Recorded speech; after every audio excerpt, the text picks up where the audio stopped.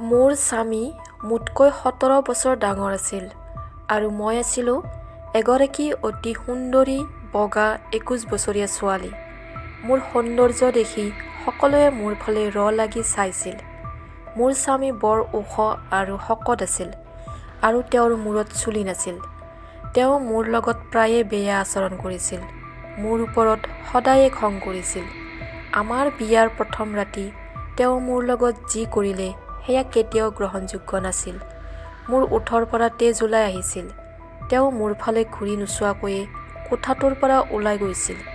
এই ঘটনাটো সেই সময়ত ঘটিছিল যেতিয়া মই স্নাতক ডিগ্ৰী পঢ়ি আছিলোঁ। মোৰ বাইদেউক চাবলৈ আহিছিল। তেওঁলোকে মোৰ বাইদেউক পচন্দ কৰিছিল আৰু বিয়া তাৰিখ ঠিক কৰিছিল। মোৰ মা-দেউতা আৰু আমিও এই বিবাহক লৈ বহুত সুখী হৈছিলোঁ। আমাৰ পৰিয়ালত এইখনেই আছিল প্ৰথম বিয়া। আমি সকলোৱে বৰ আড়ম্বৰেৰে বিয়াৰ প্ৰস্তুতিত ব্যস্ত আছিলোঁ। অৱশেষত বিয়াৰ দিনটো আহি পালেহি। দৰা-ঘৰীয়া আমাৰ ঘৰত উপস্থিত হ'ল। দৰা মণ্ডপত বহিল। পুৰোহিতজনে কইনাক মণ্ডপলৈ লৈ আহিবলৈ ক'লে। আমি সকলোৱে বাইদেউৰ ৰুমলৈ গৈ তাইক মাত লগালোঁ। কিন্তু যেতিয়া আমি কোঠাটোৰ দৰজা খুলি দেখিলোঁ, আমি সকলোৱে আচৰিত হ'লোঁ। বাইদেউ তাত নাছিল। তাত মাত্ৰ এখন চিঠিহে পোৱা গ'ল, যাৰ ওপৰত লিখা আছিল, শ্ৰদ্ধাৰ মা-দেউতা, মই এই বিবাহত বহিব নোৱাৰোঁ। মই আন কাৰোবাক ভাল পাওঁ। ঘৰৰ পৰা ওলাই তেওঁৰ লগত পলাই আহিছোঁ। সেইবাবেই মোক বিচাৰিবলৈ চেষ্টা নকৰিবা। এতিয়া মই আৰু ঘূৰি নাযাওঁ। এই সকলোবোৰ শুনি মা-দেউতাৰ মূৰত সৰগ ভাগি পৰা যেন হ'ল। কি কৰিব ভাবিবলৈ আৰম্ভ কৰিলে। এতিয়া সমাজৰ আগত মুখ কেনেকৈ উলিয়াব। তেতিয়া মায়ে মোক ক'লে, মাজনী, এটাই সমাধান আছে যে তুমি কইনাৰ ঠাই লোৱা। এতিয়া আমাৰ সন্মান কেৱল তোমাৰ হাতত। মই কি কৰিব লাগে বুজিব পৰা নাছিলোঁ। মাক না ক'বও নোৱাৰিলোঁ, কাৰণ সেয়া আমাৰ ঘৰখনৰ সন্মানৰ প্ৰশ্ন আছিল। সেইবাবেই মই কইনাৰ কাপোৰ পিন্ধি মণ্ডপত বহিলোঁ আৰু মোৰ বিয়া হৈ গ'ল। মই ভাবি আছিলোঁ যে দৰাই গম পালে কি হ'ব। শহুৰৰ ঘৰত ওৰণিৰে মুখ ঢাকি বহি আছিলোঁ। ৰাতি দৰা আহি মোৰ ওৰণিখন তুলি চাওঁতে সুধিলে, আৰে তুমি তাইৰ সৰু ভনীয়েকজনী নহয়নে? ইয়াত কি কৰি আছা? যোৱা তোমাৰ ডাঙৰ ভনীক মাতি লৈ আহা। তেতিয়া মই মোৰ স্বামীক সকলো কথা কৈ দিলোঁ। এই কথা শুনাৰ পিছত তেওঁৰ বৰ খং উঠিল আৰু মোৰ গালত 2-3 বাৰ চৰ মাৰিলে। মই তাতেই পৰি গ'লোঁ। মোৰ প্ৰচুৰ তেজ ওলাবলৈ ধৰিলে, কিন্তু তেওঁ মোৰ প্ৰতি গুৰুত্ব নিদিলে। তেওঁ বহুত চিঞৰি কোঠাৰ পৰা ওলাই গ'ল। গোটেই ৰাতি কান্দি থাকিলোঁ আৰু মইনো কি কৰিব পাৰিলোঁহেঁতেন, কাৰণ ইয়াত আমাৰে দোষ আছিল। কেইবামাহো এনেদৰে চলি থাকিল। তেওঁ মোক কেতিয়াও গ্ৰহণ কৰা নাছিল। এইকাৰণে আজিলৈকে আমাৰ কোনো সন্তানো নাই।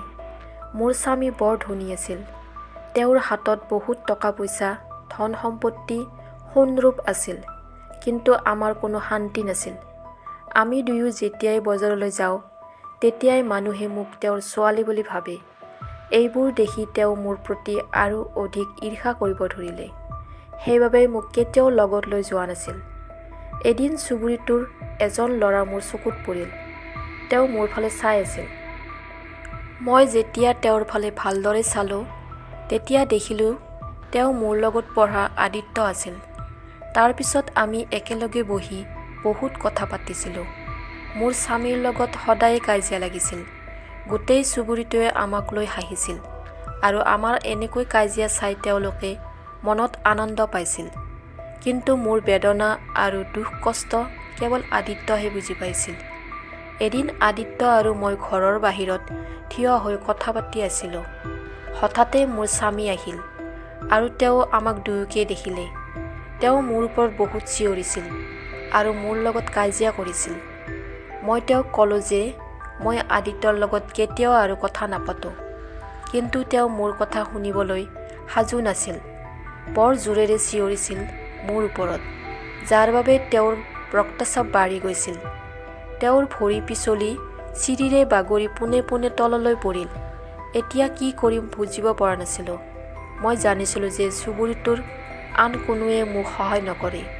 গতিকে লগে লগে মই চুবুৰীৰ পৰা আদিত্যক ফোন লগালোঁ। আমি দুয়োজনে লগে লগে তেওঁক হস্পিটেললৈ লৈ গ'লোঁ। তেওঁক হস্পিটেললৈ নিয়াৰ পিছত ডাক্তৰে মোক ক'লে যে তোমাৰ স্বামী কোমাত গ'ল। এতিয়া ভগৱানেই একমাত্ৰ ভৰসা। মই ভগৱানৰ ওচৰত বহুত প্ৰাৰ্থনা কৰিবলৈ ধৰিলোঁ যাতে তেওঁক সোনকালে আৰোগ্য হয়। আদিত্য আৰু মই দিনে নিশাই তেওঁৰ শুশ্ৰূষা কৰি আছিলোঁ। মোৰ স্বামীয়ে উপলব্ধি কৰিছিল যে ইমান টকা পইচা আৰু ধন সম্পত্তি থকাৰ পিছতো কোনেও তেওঁক সহায় কৰা নাছিল। মোক ইমান সহায় কৰিছে কেৱল আদিত্য আৰু মোৰ পত্নীয়ে। এদিন ডাক্তৰে মোক ফোন কৰি ক'লে যে তোমাৰ স্বামীৰ চেতনা ঘূৰি আহিছে, সোনকালে আহা। আদিত্য আৰু মই খৰধৰকৈ হস্পিটেল পালোগৈ। মোৰ স্বামীয়ে মোক ক'লে যে মোৰ এতিয়া বেছি সময় নাই, এইটো লোৱা বাকচৰ চাবি, তুমি আদিত্যৰ সৈতে বিয়া হ'বা। মই এই পৃথিৱীৰ পৰা চিৰ বিদায় ল'ম, তোমালোকে সদায় সুখী হৈ থাকা। এই কথা কৈয়ে তেওঁ এই পৃথিৱী এৰি গুচি গ'ল। আমি বহুত কান্দি তেওঁক বিদায় দি নিজৰ ঘৰলৈ উভতি আহিলোঁ। সেই চাবিটোৰে বাকচটো খুলিলোঁ। লগে লগে আমাৰ চকু কপালত উঠিল। সেই বাকচটোত ইমান সোণ ৰূপ টকা পইচা আছিল যে আমি 7টা জনমলৈ শেষ কৰিব নোৱাৰিলোঁ হয়। আদিত্য আৰু মোৰ বিয়া হৈ গ'ল।